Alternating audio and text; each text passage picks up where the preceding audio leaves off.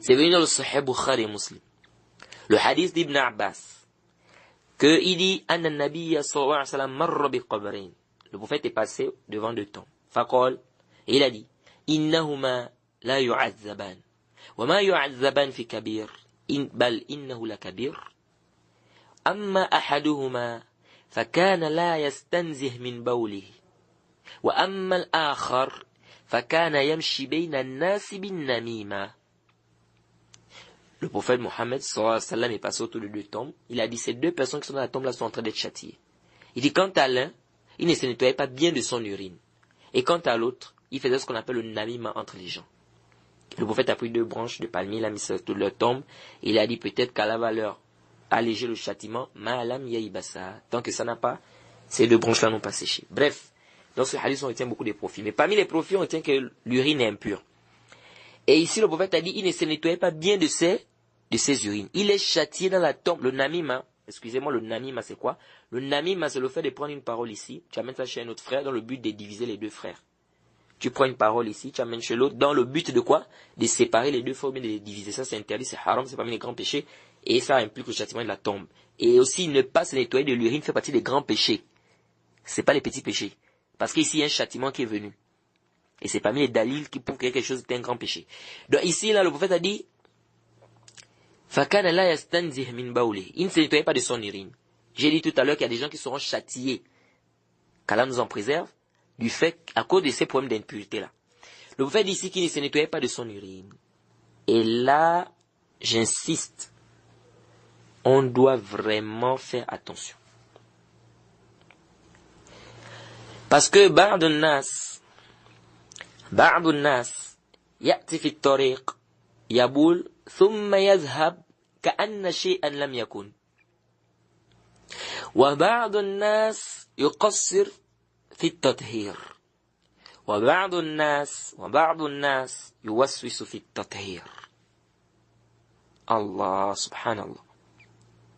Certaines personnes, il vient en route, il fait pipi, ensuite il termine, il met son sexe dans son vêtement, dans son caleçon, bien son slip, et il s'en va comme ça, comme si rien n'était. Regardez des gens comme ça. D'autres, on a vu même des musulmans, ils se nettoient avec la salive. Donc il prend les doigts, la salive, et puis, subhanallah, qui t'a précédé dans ça?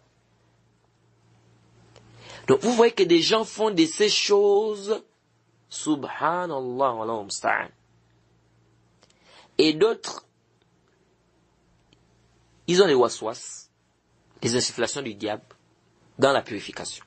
Tout ceci, on va en parler, Inch'Allah. Bref, on doit faire très attention, les frères. Se nettoyer l'urine, j'insiste, les frères. Il faut bien se nettoyer l'urine. Même les excréments. Parce que c'est parmi les causes de châtiment de la tombe. Ne pas bien se nettoyer. Tu te nettoies, les gens, on ne sait pas pourquoi ils se précipitent. Tu te précipites, tu vas où? Vous voyez quelqu'un, tout de suite, il est rentré aux toilettes. Il a fait pipi, c'est-à-dire en moins de, c'est-à-dire quelques secondes, il ressort. Vous vous demandez même qu'est-ce qui s'est réellement nettoyé celui-là. On doit faire très attention. Ce n'est pas de prendre seulement l'eau versée, tu verses sur le sexe et puis tu es sorti. Non. Il faut t'assurer que vraiment les urines, c'est bien, c'est terminé, c'est parti, c'est propre. Dans le cas échéant, c'est pas normal. Donc c'est des choses qu'on néglige. Et je vous dis, si on fouille même dans les musulmans là, vous allez trouver que beaucoup ne se nettoient pas bien l'urine. C'est venu dans un autre hadith que le prophète Mohammed sallallahu alayhi wa sallam a dit. Il a dit, istanzihu min baul, fa inna ammat al-azab al-qabr minhu. Ça c'est un hadith, un débat, c'est vrai, mais le hadith, le Cheikh Al-Albani rahimahullah l'a authentifié, c'est beaucoup de savants. Le fait dit, le prophète ici a dit, nettoyez-vous de l'urine, car la majorité des châtiments de la tombe est due à cela. La majorité du châtiment de la tombe est due à quoi? Au fait qu'on ne se nettoie pas bien l'urine. Quelqu'un va, il pisse, il verse de l'eau, c'est fini, il a mis le calicif, il est sorti. L'urine repart, l'urine continue à couler dans son calicif. Et il vient, il va faire la prière comme ça, il fait les ablutions comme ça, d'autres même il fait 3-4 prières comme ça. Mais c'est pas valide. C'est pas valide. Il va dire non, mais peut-être comme je ne connaissais pas, donc non, c'est faux. Ici, tu as été négligent. Du moment où tu n'as pas pris le temps et la peine de bien te nettoyer, de prendre le temps pour te nettoyer, tu as été négligent. Et d'autres aussi, c'est les waswas. C'est-à-dire, il a des insufflations. Il se nettoie bien propre, il peut prendre même 1 heure de temps en train de se nettoyer. Subhanallah. C'est fini, mon frère. Il verse l'eau, il nettoie, il ressort. Il sent que non, là, il y a un truc. Il repart encore la douche, il verse. On a vu des frères comme ça, subhanallah. Wallahu musta'an, qu'Allah nous aide. Vraiment qu'Allah nous facilite. Donc les frères, ce chapitre est un chapitre très important et on doit faire très très attention sur le fait de ne pas se nettoyer l'urine. Et dans ce hadith qu'on a cité Ibn Abbas, ça nous prouve que le châtiment de la tombe existe. Le châtiment de la tombe existe, comme elle a dit, النار يعرضون عليها غدوا وعشيا ويوم تقوم الساعة أدخلوا آل فرعون أشد العذاب. Que le feu leur est présenté qui? Pharaon, matin et soir. C'est présenté où est-ce qu'ils sont dans l'enfer? Non. Ça, c'est le châtiment de la tombe. Ça vient qui dans le Coran? Est-ce que Pharaon est déjà dans, c'est-à-dire, il est déjà dans l'enfer, rentré dans l'enfer?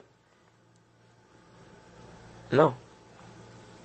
Ici, Allah, quand Allah dit ici que le feu leur est présenté matin et soir, et le jour de Yom Al-Qiyam, on va leur dire rentrer dans le feu de l'enfer. Non, c'est que le feu qu'on leur présente là, ou qu'ils subissent là, c'est un autre feu qui est différent du feu qu'on va, on va leur dire rentrer en enfer. Donc ça veut dire ici qu'ici il y a le châtiment de la tombe. Même dans le Coran, Allah parle du châtiment de la tombe. Donc le châtiment de la tombe, il existe pour le croyant, comme pour le mécréant par rapport à tes péchés. Pour le croyant par rapport à ses péchés. Et ça c'est un autre débat. Est-ce que le châtiment il est continuel ou bien il peut baisser à un temps, etc. etc. C'est un khilaf. Mais voilà, ce que nous trouvons juste, c'est que le châtiment peut, c'est-à-dire la personne est châtiée par rapport à ses péchés. Par rapport à ses péchés. Donc le châtiment peut être, Allah peut être châtié pendant un temps, puis par la suite, il allège le châtiment, ou bien même, le châtiment s'arrête. Pourquoi? Parce que, tu as déjà purgé ta peine, comme on dit. Bref, quant au hadith qui dit que, al-qabr, rawdatun min riyad al-jannah, ou hafratun min hafrat al-nar, c'est-à-dire que on appelle la tombe, c'est soit un jardin parmi les jardins du paradis, ou bien c'est pas un trou parmi les trous de l'enfer ou quoi. Ça c'est un hadith da'if, la yathbut wa la yasih. C'est un hadith da'if, c'est un hadith faible. On ne doit pas s'appuyer sur cela. Donc, les gens qui rapportent dans les mosquées ou dans les, je sais pas où ils rappellent, ils citent ça, qu'ils sachent que c'est un hadith faible et qu'on ne doit pas se baser sur cela. Il y a aussi une question qui se pose quand on parle du châtiment de la tombe. Ici, c'est vrai, nous sommes pas en train d'expliquer à l'aqida ou bien à l'i'tiqad. Je préfère mieux ce terme aussi, parce que Bakr Abu Zayd a dit le mot al-aqida, c'était pas connu chez les salaf. Donc le mot al-i'tiqad, c'est encore mieux, al-i'tiqad. Mais à la kulli hal, comme on dit là, mushaha fil istilah. C'est-à-dire que ici, que tu utilises ce terme ou que tu utilises l'autre terme, il n'y a pas de mal. L'essentiel, c'est quoi? C'est que le ma'na ici ressort. Alors, c'est vrai, on n'est pas en train d'expliquer l'i'tiqad ici, c'est-à-dire la croyance du musulman. Mais, il faut quand même qu'on fasse cette parenthèse. Parce qu'ici, on a parlé d'un hadith qui parle du châtiment de la tombe, et c'est un rapport. C'est pourquoi on dit même le fiqh, ça a un rapport, c'est la jurisprudence islamique qui a un rapport directement avec la croyance. Il y a des gens qui posent des questions, et pas plus tard qu'une semaine, ou ça fait pas une semaine ou deux, non, ça fait pas une semaine de cela. Il y a un frère qui m'a posé la question de savoir. Il dit qu'on lui a posé aussi la question, il n'a pas pu répondre. On lui a dit, mais les gens qui meurent dans les avions, accident d'avion, ou bien il est noyé, il se noie. Qu'en est-il du châtiment de la tombe pour ces gens-là? Et je lui ai tout simplement dit que le cher Ibn Uthaymin, et beaucoup de savants, ils ont répondu à cela, en disant tout simplement, et on répète toujours, et on va toujours répéter, que le châtiment de la tombe n'a rien à voir avec les choses du dunya. Si on dit châtiment de la tombe, c'est parce que le plus souvent, lorsqu'on entend la personne ce châtiment, par rapport au quoi? Au péché qu'il a eu à faire. Si Allah veut le châtier, bien sûr. Mais cela ne veut pas dire que si quelqu'un n'a pas été enterré, il n'a pas le châtiment de la tombe parce qu'on l'a pas enterré dans une tombe. Non, abadan. Ça c'est khata. Haza khata'un. Ça c'est une erreur de penser ça. C'est-à-dire de penser que si quelqu'un, comme on a dit, châtiment de la tombe, mais lui, on l'a pas enterré dans une tombe, donc il n'a pas le châtiment de la tombe. Ça, c'est une erreur de penser comme ça, de réfléchir comme ça. Si on a dit châtiment de la tombe, c'est parce que le plus souvent on enterre les gens.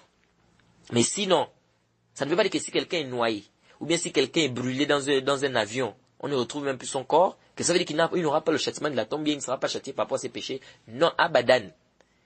Ça, c'est une erreur de croire ça. Et n'essayez pas ou ne cherchez pas à faire l'analogie entre le barzakh et puis ce qui se passe ici. C'est-à-dire entre ce qu'on va faire à la personne après sa mort dans le châtiment de la tombe et ici le dunya. N'essayez même pas c'est-à-dire ne te fatigue pas, Yahri. Parce que ça n'a pas, il n'y a pas d'analogie à faire ici. Quand on voit les gens se fatiguer, non mais on va dans les tombeaux, on ouvre les tombeaux, les cimetières, on ne voit pas comment châtier les gens. Mais tu veux voir quoi? Tu ne peux pas voir. Tu ne peux pas voir du moment où ça n'a rien à voir avec les choses du dunya. Ça n'a rien à voir avec les choses du bas monde là. Donc ne cherche même pas à te fatiguer. Tu vas te fatiguer pour rien. Tu vas te fatiguer pour rien. Pour dire que tu vas aller ouvrir la tombe de quelqu'un, on ne voit pas comment il est châtié. Mais tu ne vas rien voir. Et ça, Allah, il y a une sagesse dans ça. Vous voyez? Donc les frères, je lui ai tout simplement dit que le savant dit, si Allah veut le châtier, par rapport à ses péchés, il sera toujours châtié. C'est pas parce qu'il n'est pas enterré dans un cimetière ou dans une tombe qu'il n'aura pas le châtiment de la tombe qu'il ne sera pas châtié. Abadan. Abadan. Faut jamais croire ça. Regardez celui qui avait demandé à ses enfants, Sahih Bukhari et Muslim, de le brûler. Il a tellement fait il a fait des erreurs, des péchés, etc. Au point où il s'est dit qu'Allah ne va pas lui pardonner. Et que si il est ressuscité, on va le châtier. Il a dit à ses enfants qu'il faut me brûler ou balancer une partie dans la mer et une autre partie au sol, bien dans les vallées, etc., etc. Qu'est-ce qui s'est passé? Allah a demandé à la mer de rassembler tout son corps et à la terre, ils ont rassemblé et il l'a mis debout devant Allah. Allah lui a demandé qui t'a amené à faire ça? Il a dit Khashiyatuka ya Rabb. C'est parce que j'avais peur de toi, oh Allah. C'est-à-dire j'ai eu peur de ton châtiment, c'est pourquoi j'ai fait ça. Allah dit à cause tu as eu peur de moi, et Allah lui a pardonné. Vous voyez, et dans ce hadith, on retient beaucoup de choses, et il y a c'est-à-dire des masaïl qui tournent autour de la croyance, de l'i'tiqad, dans ce hadith. Bref, ici, là, ce qui nous intéresse ou ce qui m'importe ici, c'est de vous faire comprendre que le châtiment de la tombe, c'est pas un problème parce que il a été enterré dans une tombe, ou bien il n'a pas été enterré dans une tombe. Ça, ne vous fatiguez même pas, ce n'est pas ça, le châtiment de la tombe.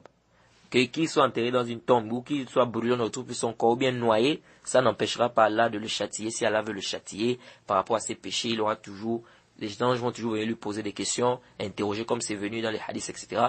Donc tout ça, c'est pas la peine de faire entrer le aql, la tête à l'intérieur. Et quiconque fait scission avec le messager, après que le droit chemin lui est apparu, et suit un sentier autre que celui des croyants, alors nous le laisserons comme il s'est détourné, et le brûlerons dans l'enfer. Et quelle mauvaise destination!